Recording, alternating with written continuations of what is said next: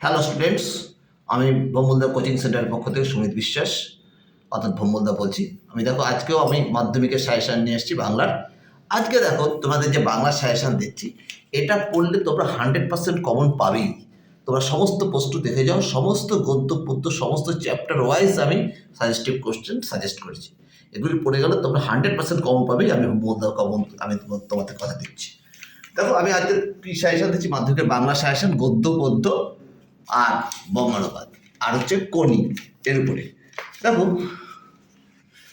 প্রথমেই আমরা যে সাজেশন দিচ্ছি, দেখো বাংলা সাজেশন গদ্য পদ্য সহায়ক গ্রন্থ আর অর্থাৎ কোনি আর বঙ্গানুবাদের 3 আর 5 নম্বরের প্রশ্ন। গল্পের মধ্যে জ্ঞানচক্ষু কে কাকে কোন প্রসঙ্গে কেন উক্তিগুলি করেছেন তার তাৎপর্য। জ্ঞানচক্ষু রত্নের মূল্য জহুরি বুঝি, এটাও কে কোন প্রসঙ্গে কাকে কেন কীভাবে করেছেন কোন তাৎপর্যটা লেখো। পৃথিবীতে এমন অলৌকিক ঘটনাও ঘটে, নতুন মেষকে রেখে তপনের জ্ঞানচক্ষু খুলে গেল, শুধু এই মুহূর্তে গভীরভাবে সংকল্প করে তপন। এগুলি সব কে কাকে কোন প্রসঙ্গে কেন তাৎপর্য সহ লেখো। তপনের চরিত্র বৈশিষ্ট্য লেখো। বহুরূপীর মধ্যে পড়বে হরিদার চরিত্র। হরিদার জীবনে একটা নাটকীয় বৈচিত্র্য আছে, এটাও সে কে কাকে কোন প্রসঙ্গে কেন।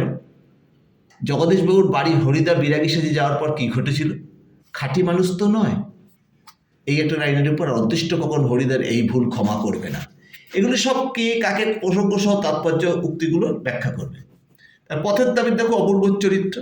এই জানোয়ারটাকে ওয়াচ করার দরকার নেই, বুড়ো মানুষের কথাটা শুনো, বুনো হাঁস ধরাটাই এদের কাজ। গিরিশ মহাপাত্রের চেহারা ও পোশাক পরিচ্ছদের বর্ণনা আর পলিটিক্যাল সাসপেক্ট সব্যসাচী মল্লিককে নিরয়বাবুর সামনে হাজির করা হলো, এর উপর সমস্ত প্রসঙ্গ সহ তাৎপর্য ব্যাখ্যা উক্তিটি ব্যাখ্যা করতে হবে। এইগুলো সমস্ত গদ্যের প্রশ্ন। এবার পদ্য বা কবিতার থেকে দেখো পড়বে 3 আর 5 নম্বরের। আগেরগুলো সব 3 আর 5 নম্বরের ছিল। এটাও কে কাকে কোন প্রসঙ্গে কেন উক্তিটি করেছে তার তাৎপর্য লেখো। যেন অসুখী একজনে, তারপর যুদ্ধ এলো, কোন সময়ের কথা বলা হয়েছে, যুদ্ধের ভয়াবহ পরিণতি লেখো। অসুখী একজন কবিতায় কে কেন অসুখী আলোচনা করো। যেখানে ছিল শহর সেখানে ছড়িয়ে রইল কাঠ কয়লা, এর উক্তির উপর তাৎপর্য প্রসঙ্গ সহ উক্তিটি তার ব্যাখ্যা করবে। এবার আয় আরও বেঁধে বেঁধে থাকিতে আমাদের ইতিহাস নেই, কে কেন কথা বলেছে। আমরাও এই মুহূর্তে মরে যাব নাকি, এইটারও সে প্রসঙ্গ সহ তাৎপর্য ব্যাখ্যা। আয় আরও বেঁধে বেঁধে থাকে কবিতার নামকরণ অথবা সারমর্ম লেখো। এরপরে দেখো তোমরা করবে প্রলয় উল্লাসের মাভৈ মাভৈ অর্থাৎ কথার অর্থ প্রসঙ্গ সহ লেখো। তোরা সব জয়ধ্বনি কর, এইটি এই লাইটের উপরে। কাল ভয়ঙ্করে বেশে এবার ওই আসে সুন্দর, বজ্রশিকার মশাল জেলে আসছে ভয়ঙ্কর, কাল ভয়ঙ্করের বেশে এবার ওই আসে সুন্দর। প্রলয় উল্লাস কবিতা একদিকে ধ্বংসের চিত্র, অন্যদিকে আশার বাণী কীভাবে ধ্বনিত হয়েছে। এরপরে এই সমস্ত লাইনের উপর ব্যাখ্যা করবে। এছাড়া সিন্ধু তীরে পঞ্চকন্যা পাইলা চেতন, কীভাবে পঞ্চকন্যার চেতনা ফিরে এলো এবং তাদের নাম লেখো। সমুদ্রকন্যা পদ্মার চরিত্র বিশ্লেষণ করো। অস্ত্রের বিরুদ্ধে গানের মধ্যে পড়বে অস্ত্রের বিরুদ্ধে গান কবিতায় কবির যুদ্ধবিরোধী মনোভাব এর পরিচয় দাও। আর অস্ত্র ফেলো অস্ত্র রাখো, এই লাইনের উপর ব্যাখ্যা। নামকরণের সার্থকতা লেখো। অস্ত্রের বিরুদ্ধে গান কবিতার নামকরণের সার্থকতা লেখো। প্রবন্ধ মধ্যে হারিয়ে যাওয়া কালি কলম আর বাংলা ভাষায় বিজ্ঞান আছে। এর মধ্যে পড়বে হারিয়ে যাওয়া কালি কলম থেকে কারা কালি তৈরি করতো, কালি তৈরির পদ্ধতি লেখো।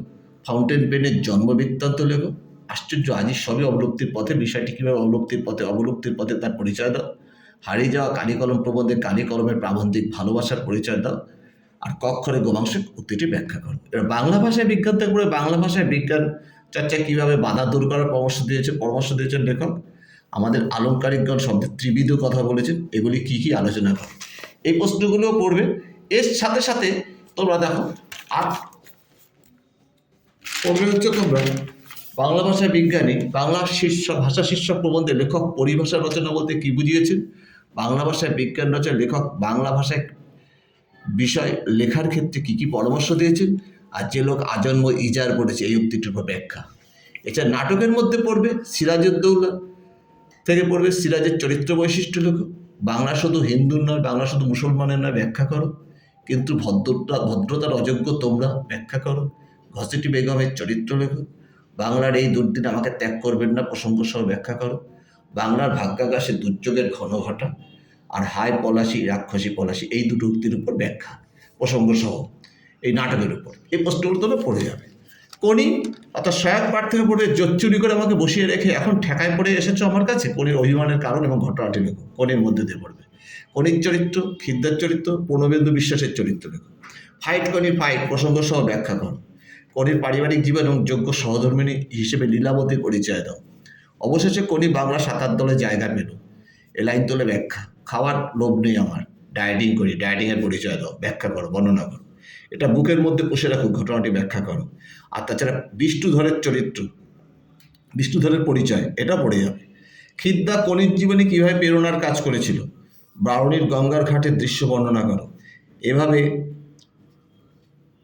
এভাবে মেডেল জেতার কোনো আনন্দ নেই, আলোচনা করো ঘটনাটি।